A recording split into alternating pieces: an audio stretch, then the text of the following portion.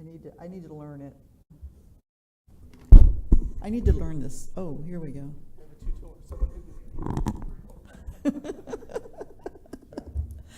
Okay, we're live from Volusia County, and I'm going to call the meeting to order at 12:37 and ask. We have several members who are not here, and several that might have to leave, and we got all kinds of things going on. But we're gonna power through this meeting anyway. I'm going to ask for a roll call vote, and then I'm going to ask a member of the board to make a motion to approve David Romeo for to vote and to speak and to vote an absentee. He's not here today and is with a health issue, so we're just going to handle that. So, Jill, can you call the roll, please? Pat Northey. Here. Jay Pendergast. Jeffrey Alt. Here. Sarah Lee Morrissey. I'm here and I will need to leave for a high school graduation. Pat Patterson. Here. David Romeo. David, you're self-muted.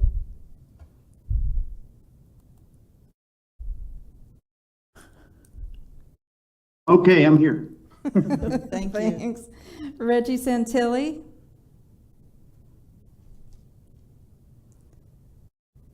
Stacy Simmons. Here. And Jack Surratt.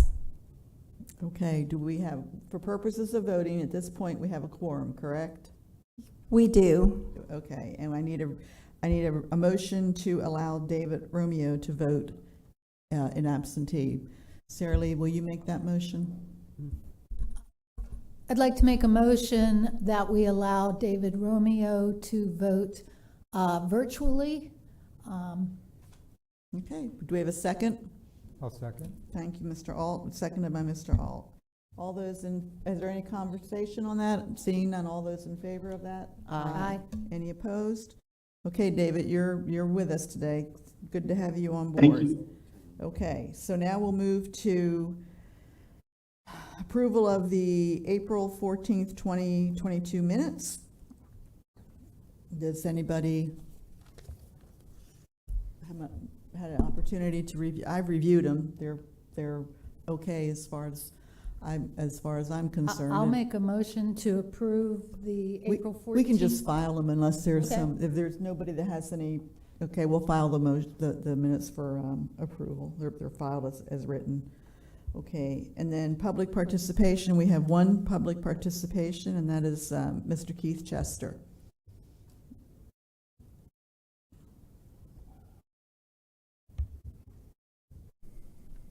Good morning, my name is Keith Chester, and I live in DeLand. Oops, sorry. Bring up the fact. This body voted at the April 14th, 2022 meeting to bring the Dutton House issue back for discussion and possible resolution with recommendations to the County Council at the June 16th, 2022 meeting, and after the date was set, an informal discussion ensued about adding the Dutton Mansion to today's tour schedule. Since the last committee meeting, I have communicated with many other interested citizens and members of the media about the Dutton House grant issues and provided them with the June 16th, 2022 meeting date. And I should add, these daytime meetings are unfair to the stakeholders who have to work 9 to 5 daily and who have other daytime obligations. Daytime meetings only allow for a very limited segment of our community to be in attendance, and as a general rule, your audiences and speakers are mostly made up of those who are seeking funding. This is taxation without adequate representation for all citizens and is an unfair process. When ECHO was first presented prior to 2000 and later in 2020, the citizens were promised full transparency and full accountability, and we were told there would be a committee of citizens in place that would help ensure both. Obviously, all of you are part of that citizens committee, and the rest of the citizens look to you and staff to ensure all of the promises made are promises kept. You, along with staff, are the gatekeepers who have been entrusted to ensure the citizens are being protected and the citizens' funds are being utilized wisely, and that the county, cities, and nonprofits are doing all that they have promised and are operating within the parameters they agreed to, and that public ECHO funds are not being utilized to enrich private individuals. There have been many twists and turns along the way since ECHO was first approved in 2000, from the Troubled News Journal Center project to the Athens and Deland Museum projects and many others in between. The fact is the citizens have not gotten what they were promised, and few, if any, projects with failings have actually been held accountable, and there have been changes of scope granted that have drastically diluted some of the original agreements. And now as we pull the scabs back, we are finding more and more deficiencies within the grant application and the annual review processes. We have a city that has been out of compliance with an ECHO grant for the better part of 10 years, and we have a nonprofit that has an uncompleted project since 2006, and the county is not even in possession of the most basic of important records from the nonprofit, such as the organization's corporate bylaws. The organization's board minutes that would show the individuals representing the organization have even been legally appointed to represent the organization, and this is only a short list of issues I am acquainted with. Statistically, there has to be many other organizations with the same failings that have not been addressed. For many years I have tried to bring issues with the ECHO program to light so changes would be made, and I have been met with hostility and disdain, and perhaps that is why I often come across as being a bit brash and to the point. You cannot change everything that has occurred previously, but you can certainly work towards holding as many of the organizations past and present accountable, and you can work toward making ECHO the program the citizens were promised, and today is a good day to start. Thank you. Thank you, Keith. Okay. With that, we will move into the 2022 ECHO Spring Grant Application Eligibility Determination. And we will start with the Performing Arts Center renovation, and there they are back there. Is there anything, why don't you all come forward, and if there's any last questions that members have, they can ask and then make comment, and then we'll take a eligibility vote. Okay. Pat, I'll just quickly introduce each project. Okay. So Thank this you. is the City of Ormond Beach, and they have provided an application to renovate the Ormond Beach Performing Arts Center. The request is $600,000, and their match is $810,384. And it's to renovate the inside, the hallways, and the facade, the front of the building. Okay. There, Stacy? Sure. I wanted to bring back, I had mentioned about the coquina facade in the front. When I was viewing the property from the exterior, I noticed that there's a lot of need for renovation of the parking lot and the landscape. And I wondered if you could address that in this particular project request. Yeah, at this stage, we haven't. We just recently redid the landscaping in the front of the building. I don't know if you've noticed that. That's all new landscaping. We do a refresh. Can you just put your name into the record? Oh, I'm just sorry. For the record. I Thank apologize. you. Robert Carolyn, I'm the Leisure Service Thank Director you. for the City of Ormond. So yeah, the front where the awning goes will be redone completely. That showed in the rendering that we had there on site. But the other sides will probably not, we don't have an intent to refresh any of those because they're the old modules. So, you know, they're not really. I was more referencing some of the mature oaks that seem to be outgrowing their space. It looks like you've done some repair to that parking lot, but we haven't received rain in, I can't remember when. And I parked in an area that was actually flooded and muddy in the parking lot. So I wondered, had you considered with this expansion, are you going to address those things as well? Well, yeah, we will continue to address the area that you're referring to. Part of that was we had a tremendous amount of rain on Saturday and also a little on Sunday there in Ormond. So that may have just been lingering from that. But the majority of the time, that area you're referring to is relatively dry. Okay. Any other comments, Mr. Alt? Yeah, I just want to ask one question. It's pretty much a follow-up to Stacy's comments when we were on site about the coquina.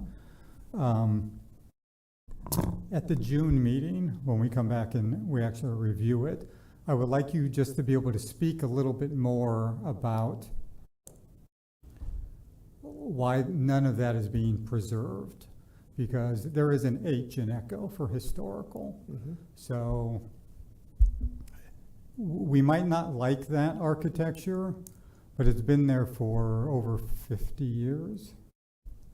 So getting rid of that in a way that you can never see that,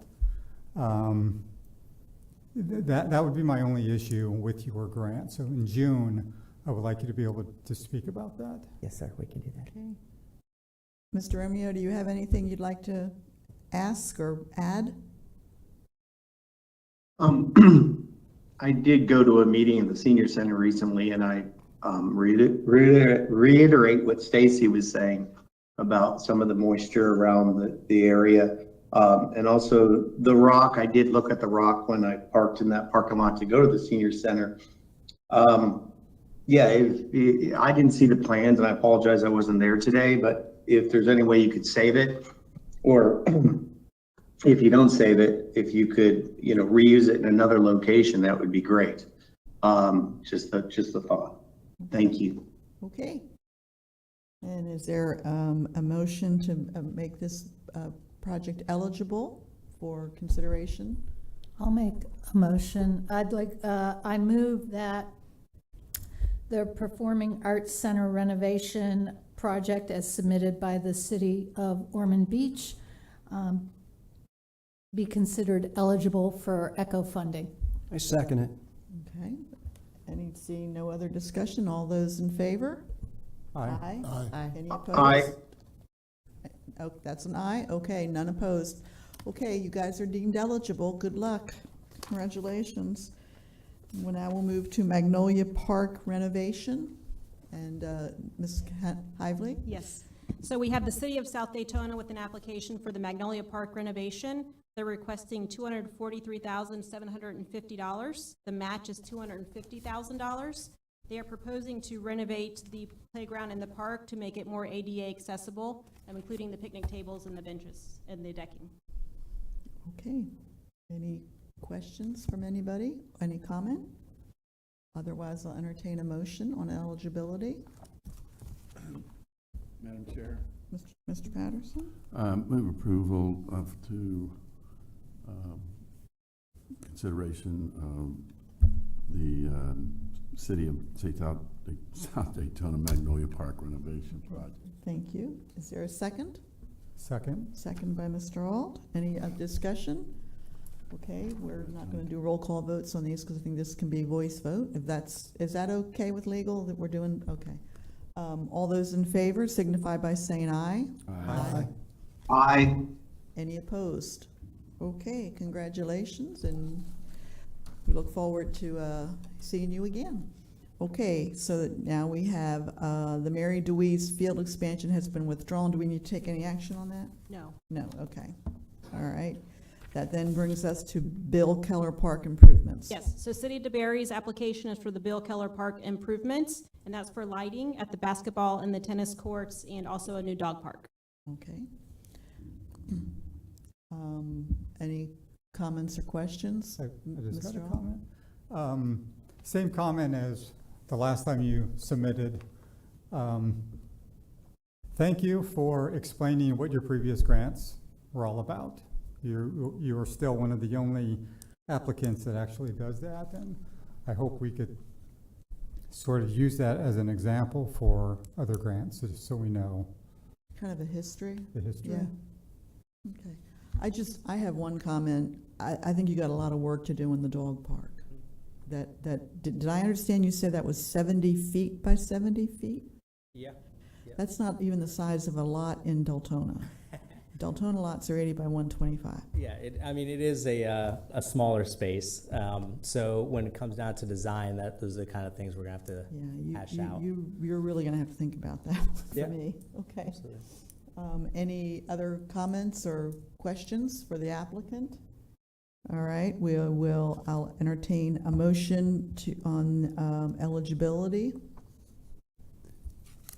I'll make a motion that we determine the Bill Keller Park improvements as submitted by the City of DeBerry as eligible for ECHO funding. Okay, is there a second? I'll second the motion. Okay, seconded. Okay, and any comments? Okay, all those in favor? Aye. Aye. Any opposed? Aye. Any opposed? Thank you. I forget about you, David. Okay. We will move then to Jackson Lane Memorial Park improvements. Ms. Hively? Yes. So the next application is from the city of DeLand. It's the Jackson Park Memorial Park improvements. They are requesting $150,000 and the cash match is $150,000. They're replacing some old park equipment with newer ADA accessible equipment. Okay. Any comment or questions to the applicant? Okay, is there a motion on eligibility? I'll make a motion that we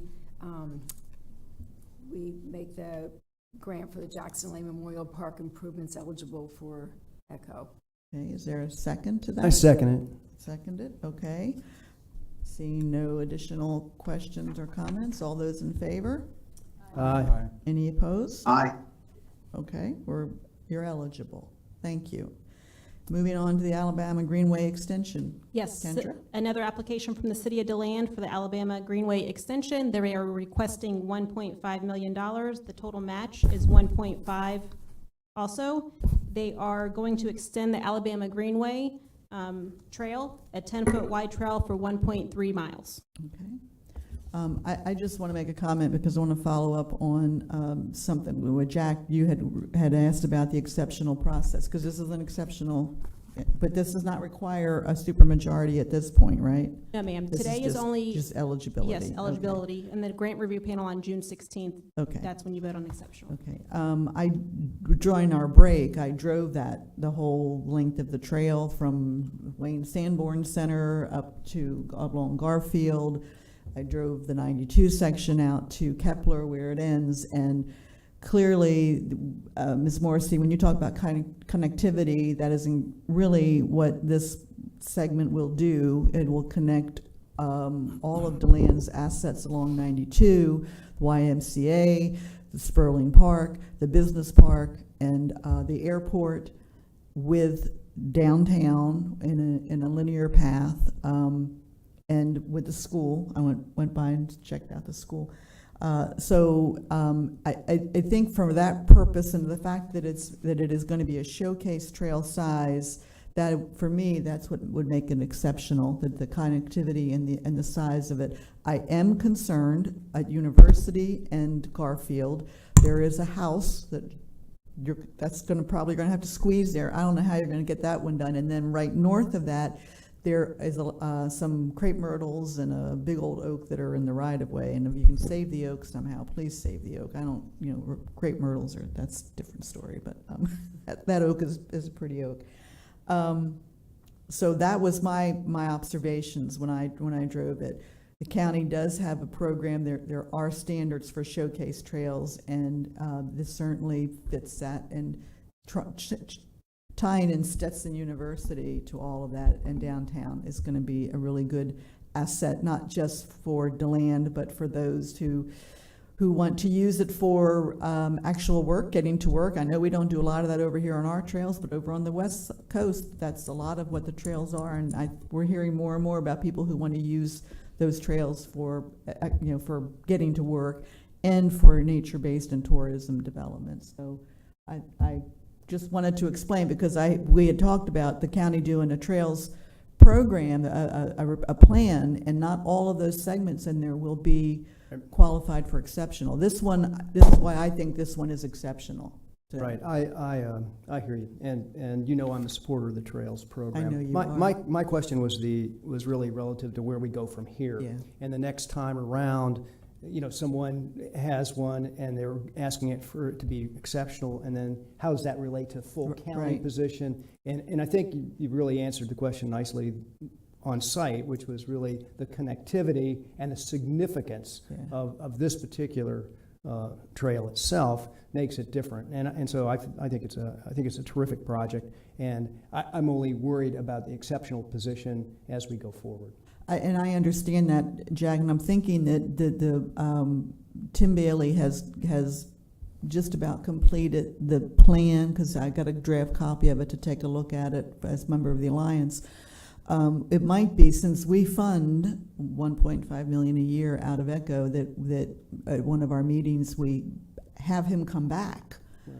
and present that plan to us, to show us and ask those specific kinds of questions from his perspective. Yeah. I think that might be helpful. Great. Okay, Thank Mr. you. Patterson? Yeah, I couldn't agree with you more, Mrs. Northey, about that, and about the whole trails project. It's been fantastic for Volusia County. It's really put us on the map, and Yeah. you know, like you and I did, with what we went through years ago on the council, just trying to get that trail over to the east side of the county through from Oak Hill. And That's and done. so, That part's done. yeah, it's done, but people throwing their bodies in front of tractors and everything was a little much at times. But I think this is a great project, and I'd like to move approval that of the Alabama Greenway extension to move For forward. eligibility. Yeah. Okay, I'll second the motion. okay, that's, any other comments? All those in favor, say aye. Aye. Any opposed? Aye. Thank you. Okay, good luck. And please give Maggie a call about the safety features, because you're crossing a lot of streets here, so. Okay, new business. Dr. Brad? Yes, sir. Next, or ma'am, sorry, next slide, Joe, please. So there's a request before you from the Children Arts Annex. This should be on your screen as well. So the Children Arts Annex is a building that was acquired with an ECHO grant. Brad, can I Yes. just stop you right there? We have the visual of you and the camera superimposed over the PowerPoint that, Drag so it. do we know how to do that? Drag my Drag. face out of the.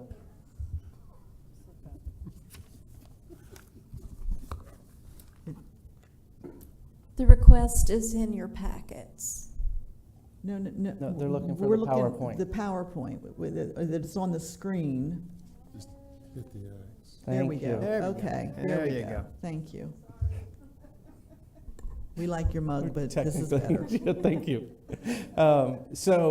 We funded in 2008 the acquisition of it's a small house essentially behind the Museum of Art, and our contribution was $160,000. And so as I've said, it was for the acquisition and exterior and interior renovations for the purpose of holding art classes for youth and also summer camps. We went back and pulled their annual reports to see how many people they've served over the time since that grant. So as you can see there, 100,000 people they've served in our community since they were awarded this grant. The restrictive covenant on the property, because it was an acquisition, is until 2038. Next slide, please. So there was questions on the timeline in terms of compliance and how we got here. So I want to be fully transparent with the board, and I shared with you. So in 2016, we did a visit as part of our routine monitoring, and there were no findings. So once a project is closed, we revisit once every 3 years unless there's a problem. So then again in 2019, we visited, and there was some damage due to a storm that we had, some water damage. They were in the process of fixing it. So we had a finding during that, so we came back, and that same within the 12, 13-month period, and that had not been rectified. So we sent another notice to them asking them for a plan of action. In October 21, when Kendra and I came on board that summer, we started meeting with the folks to try to find a solution. So we've met with them several times. They've proposed some solutions that we felt that would not work, but here we are. And so they've proposed a solution with staff input to pay back the full grant amount and release them from the restrictive covenant. Okay. So that is the request before you, and we ask that you make a recommendation to council that will be bought on June 21st. Okay. I need to recuse myself from voting on this. I was president of the museum at the time we got the ECHO grant. My name's probably on the application. Okay. With that, are there any questions or comments for the staff?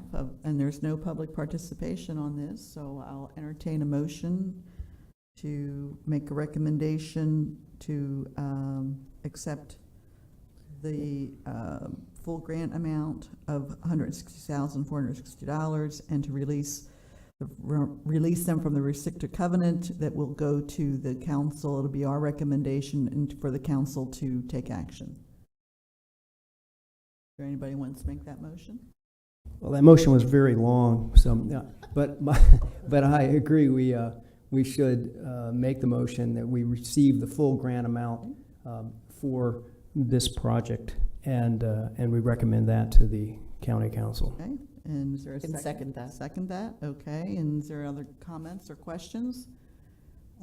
Okay, let's do a roll call vote on this one, please, since we have a member who's refused. Pat Northey, Yes.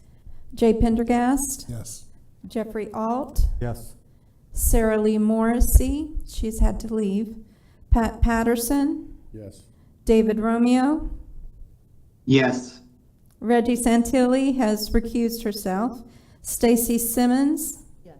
Jack Surratt. Yes. Okay, motion carries. And now we're on to old business and Dutton House. Dr. Bradbaugh? Next slide, please.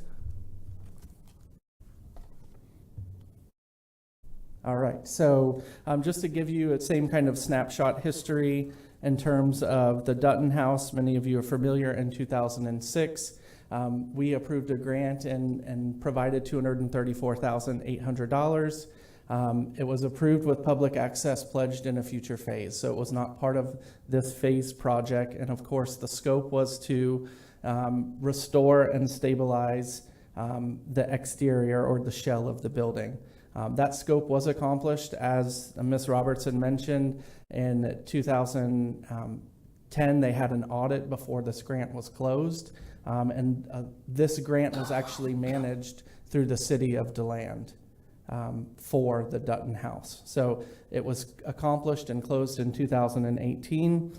The restrictive covenant recorded on the property expires in 2026.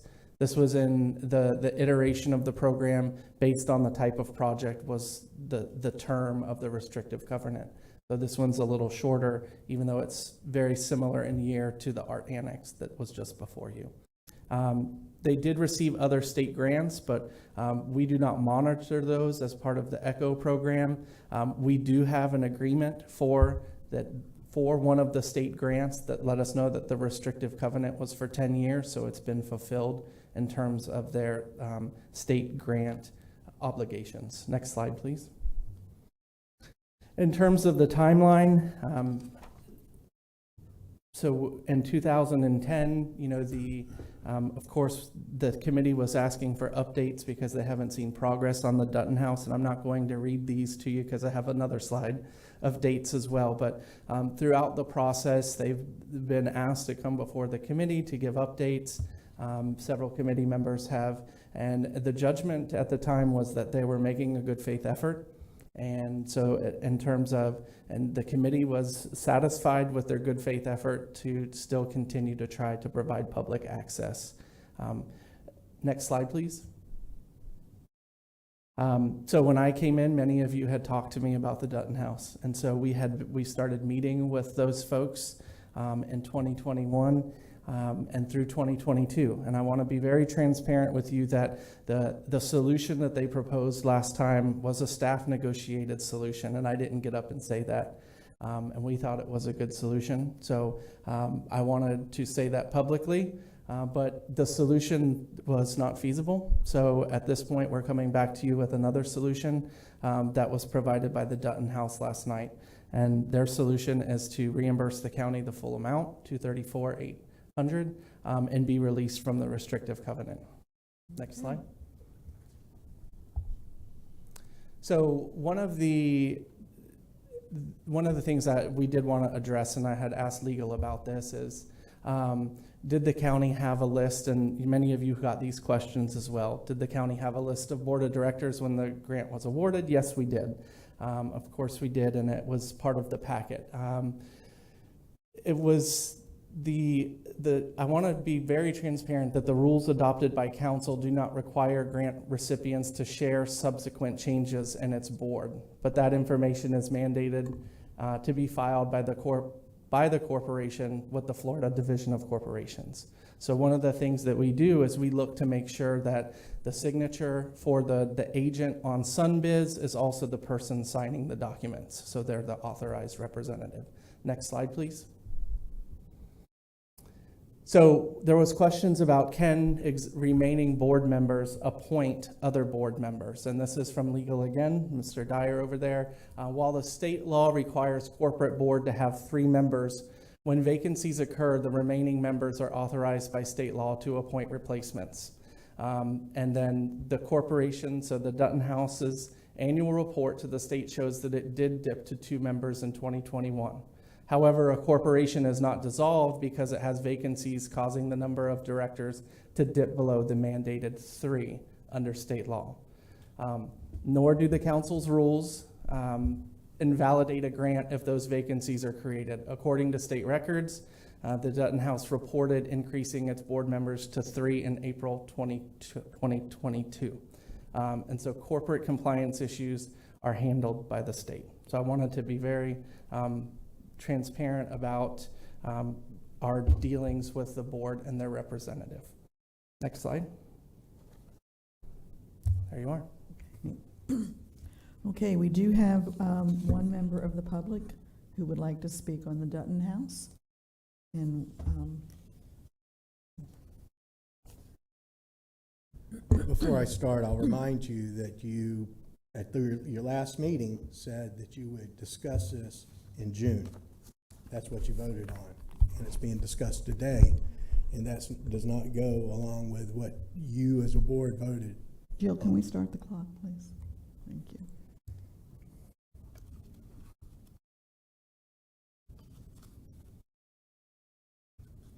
My name is Keith Chester, and I live in DeLand. I would first like to say, I do not see how this committee or the county's staff can even negotiate with any person we have been told are members of the Dutton House Incorporated board, considering the county's staff has not verified their legitimacy as board members in good standing through a thorough review of Dutton House Incorporated board minutes, and the county is not even in possession of the Dutton House Incorporated bylaws. Before I proceed, I would like to remind everyone that board members of a nonprofit do not own the assets of the nonprofit, and at this point, I would surmise the taxpayers by far have the most invested into the Dutton Mansion, and it is the taxpayers who have the most to lose by the decisions this committee and later the county council makes. I am sure some would prefer this committee take the path of least resistance by voting to approve the taxpayers of Volusia County, or simply repaid the initial $234,800 awarded through ECHO. However, that does not make the taxpayers whole. The fact is, if you took all of the funds the taxpayers have invested into the Dutton Mansion and you look at the true value of those funds today by simply adding a 5% compounded interest, the true investment would be equivalent to $3,137,408. And that would be $512,539 just from the ECHO grant. And if sold, that is closer to the amount the purchaser would be benefiting from that the taxpayers invested. I simply cannot agree with the picture that was previously painted for all of us pertaining to the value of the Dutton Mansion to a prudent investor. The Dutton Mansion appears to be a sound structure that is over 11,000 square feet in size, located on prime downtown commercial property. And as we found out after the last committee meeting, the mansion is located within an opportunity zone that offers an investor a great number of very lucrative tax incentives. The previous idea that was presented of a singular active board president selling the Dutton Mansion to a group of personal friend investors after the county relieved them of most of the original responsibilities of the ECHO grant is very unsettling to me, and I know it is to many others. One must ask, with so many realty and investment professionals involved, why was the idea of offering the mansion for sale on the open market not considered before defaulting to the idea of selling it to private investor friends? The taxpayers are the stakeholders here and not the named members of the Dutton House Incorporated board, and the taxpayers are by far more invested in the Dutton Mansion than anyone else, and at this point, with all that we have learned, the only fair and equitable thing to do is have the county of Volusia take possession of the Dutton Mansion through a volunteer process or through the courts, and have the mansion widely marketed and sold to the highest bidder that is willing to restore the mansion, and all of the proceeds derived from the sale be utilized in the future by the ECHO program. To do anything beyond that will probably be enriching private parties with investments made using tax dollars. And if Mrs. Robertson and the other listed board members refuse to turn over the Dutton Mansion to the county, it will show their true intentions. Please move to take possession of the mansion and sell it, and let's put this chapter of Echo behind us. Thank you. Thank you. Okay, so there are no other public participations. We do have a letter that I believe you want put into the record, as I understand that. And it's regarding project number 06-04 Dutton House Restoration, and I'll read it into the record. Dear Ms. Markham, this comes as a formal request for the Dutton House, Inc. Echo Grant number 06-04 to be rescinded pending the immediate repayment of the grant in full. It is our understanding that the Echo Board will review on May 26, 2022, and will recommend approval to County Council at the June 21, 2022 meeting. In keeping with the Echo guidelines, the entire grant amount totaling $234,800 will be repaid in full upon approval of this request, and the Dutton House, Inc. will be released from the restrictive covenants. It is with great appreciation to county staff, the Citizen Board of Echo, and the County Council that we submit this request. Sincerely, Dagny Robertson, Board of Trustees. So that's for the for the record. And so I will. Ms. Northey? Yeah, Mr. Patterson. I've talked to legal, and many years ago, I was involved in this project, just helping out. I did not have any financial interest in it. The person that was working with the city of DeLand was, and I think back when I was in the legislature, so it's hard for me to determine whether I have a conflict or not. I'd rather just recuse myself at this time from any votes on this issue. Okay, legal's okay with that, correct? Yes, ma'am. Okay, and Yes. Pendergast? Yes, Ms. Northey. I prepared architectural plans for the Dutton House before I was appointed to the Echo Board, but I just feel that I'd like to recuse myself just to keep everything, Okay. you know. Okay, and legal is good with that? Yes, ma'am. as well? Okay, so we have 2 recusals. That leaves the rest of us, and Ms. Morrissey is gone for discussion on this. The request is to pay back the entire grant amount and be released from the restricted covenants. That would be a motion. Someone to want to make that motion, or the discussion first? Mr. I just want a clarification. So I just want to make sure that it's Dutton House, Inc., the nonprofit, paying us back. It's not an investor taking ownership of the house, correct? I think that's a question for the applicant. Yeah, Ms. Robertson, would you want to? Yes, it's Dutton House, Inc. will be paying you back. Okay. Thank you. Is there other questions for the applicant? Then is there a motion? I have one question. Yes, David?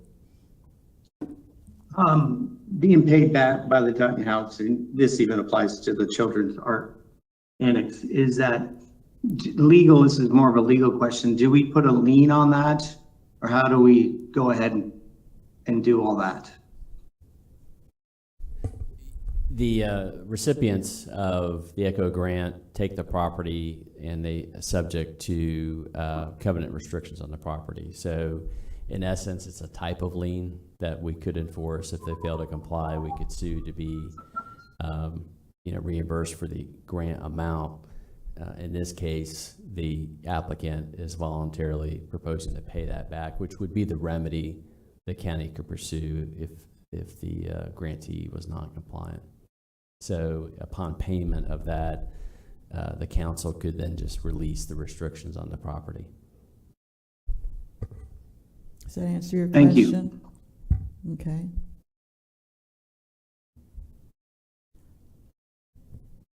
Well, here we are. I move that we accept the repayment and rescind the restrictions applied to the Dutton House. I'll second the motion. Okay, it's been properly moved in second, and any discussion by the remaining members who do not have conflict filed? I just want to Mr. point Ault? out the important part of the Dutton House is to make sure it's saved. Correct. That is one of the things that we are trying to address this year is put more emphasis on age. So I am happy that we are finally getting some sort of resolution to this as an echo issue. State tax dollars, there's still a lot of money into it. We do know that the restrictive covenants have already passed on that. But I do hope that this house can be restored and be open to the public in some way. That's exactly what my goals are. It's a beautiful, Always been. it's a beautiful building. Okay. Could we take a roll call vote, please, Ms. Markham? Pat Northey. Yes. Jay Pendergast has recused himself. Jeffrey Alt. Yes.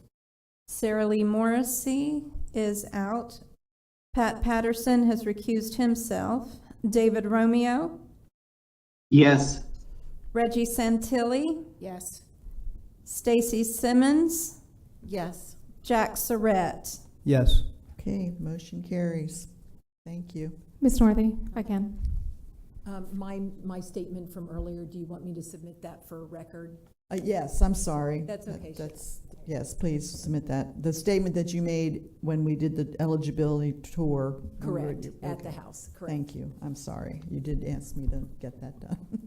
Okay. And if I could I make one point of clarification here? It's Laura Coleman, legal. Over here.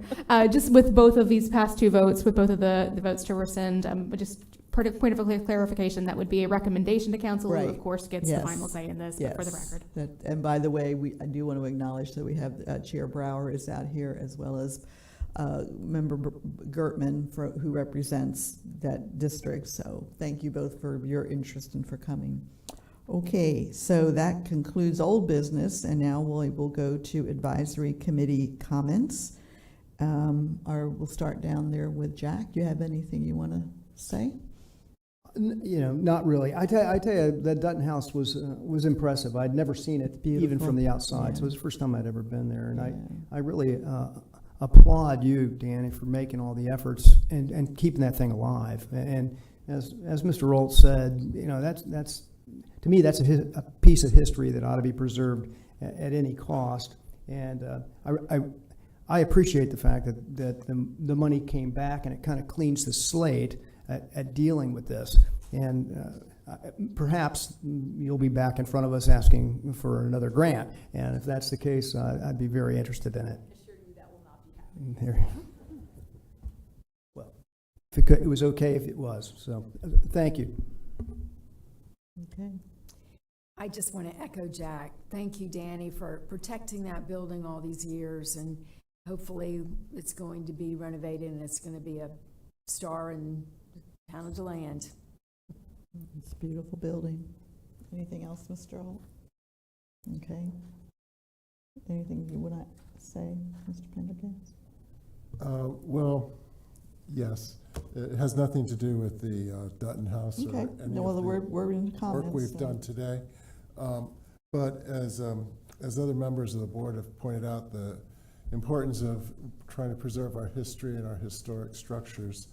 I'm a little concerned that there's county-owned property, the Blanchette property in New Smyrna, which is at the corner of Art Center Drive and US 1.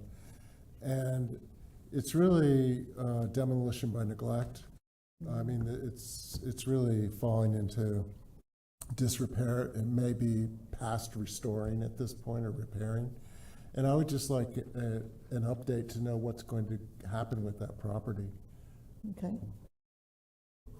That's, I don't think it has any echo dollars in it, but it certainly has our interest. And that was the property originally that was going to be an environmental learning center, and we cut a ribbon with Reed Hughes. It was going to be the Reed Hughes Yes. Environmental Learning Center, and I've been working on a project, hopefully, that we can continue to acknowledge his efforts. But you're right, I'm hearing that is probably a tear down at this point. So. Who owns the property? Do you know? County. Who owns it? County. The county owns it. Okay. Yeah. So, But we will bring back an update in June. thank you. Thank you. Thank you. Mr. Patterson? I'm the owner of a building that's within 4 years of being 100 years old, which is my office in Daytona. And trying to keep those old buildings up is a real chore.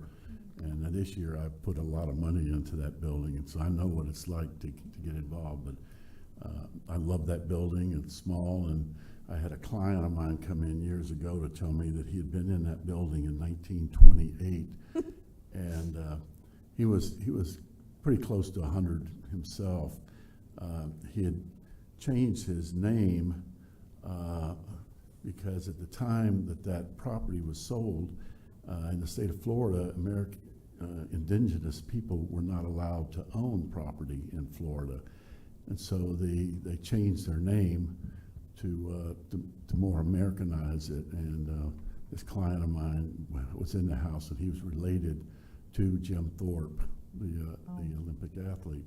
But it's an interesting history, and there's a lot of old rocks and stuff in that building, but I love every inch of it. So I'm really in love with restoration of the older properties, but sometimes they can be a nightmare. Yeah, Berry Hall comes to mind with that one.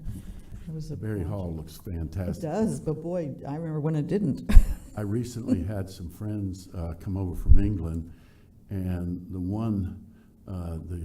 husband of the lady that's a friend of ours, his last name is DeBerry, and he wanted to see that building, and he actually found his family's coat of arms in that building. So that's cool. I was involved with that project many years ago too. Yeah. So. Ms. Simmons?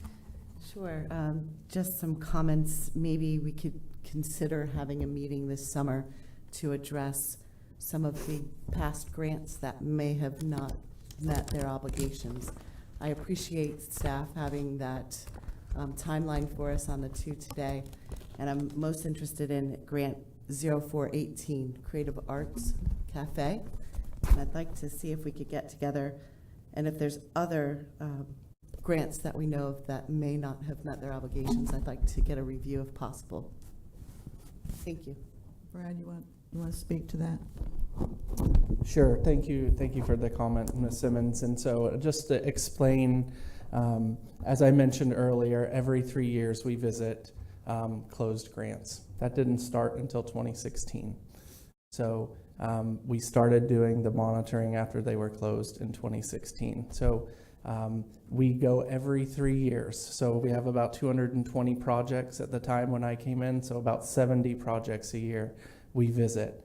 So before I came in, Jill had completed the 70 visits. When I came in June, I asked Jill and Kendra to do the other 140 between August and December. So we have visited all 222 projects. From there, we had 4 issues. You've solved 2 today. You've solved one in the previous meeting with the train depot at Port Orange. So we have 1 issue left, which is the Creative Arts Cafe. We've been working with Lake Helen.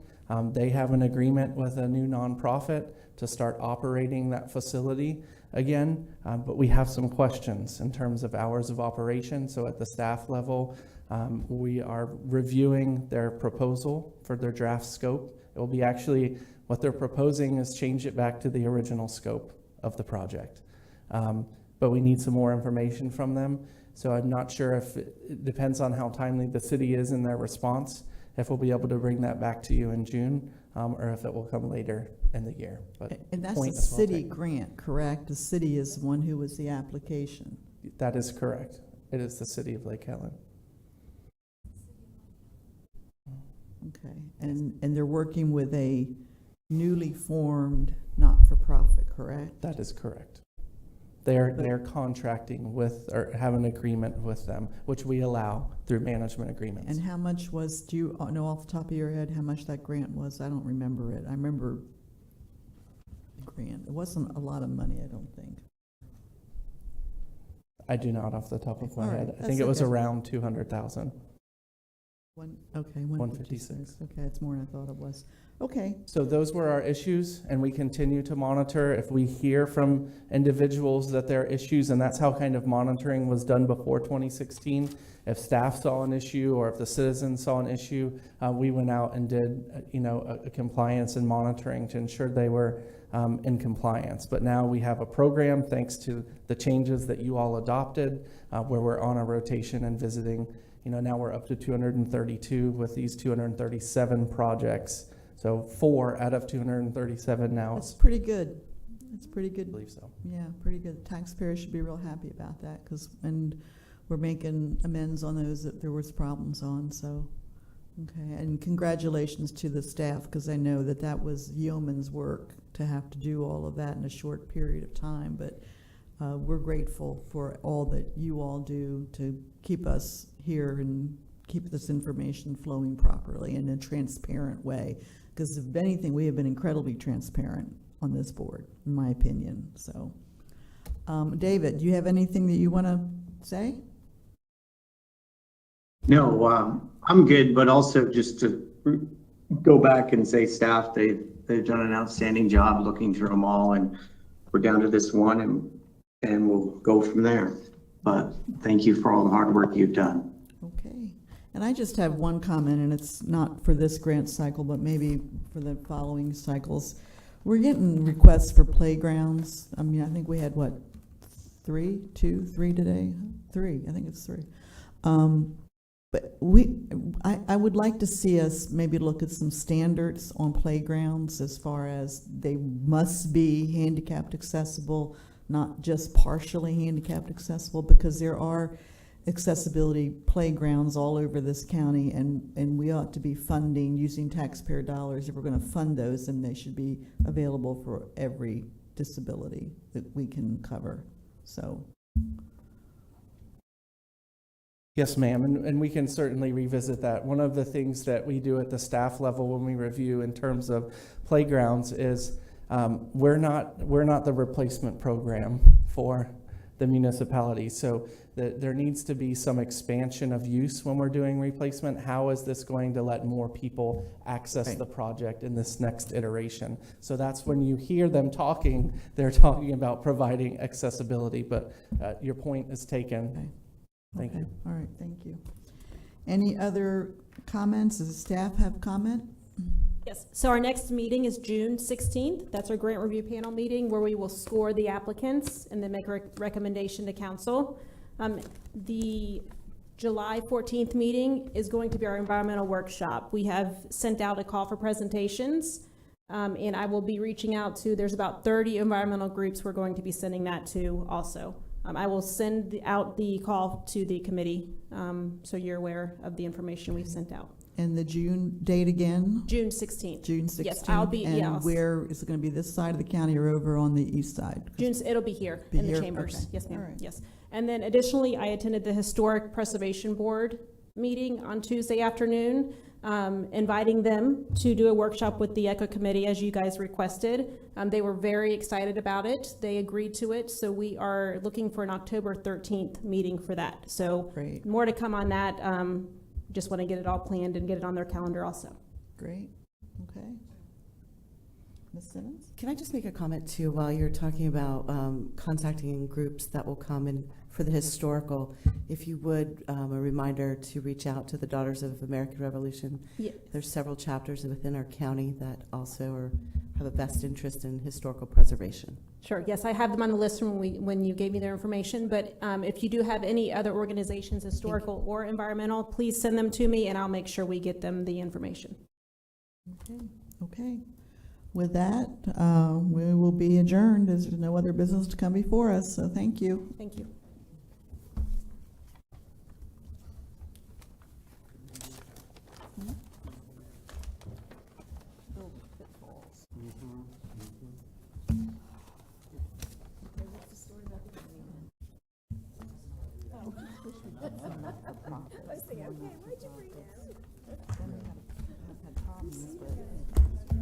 Thank you, thank you.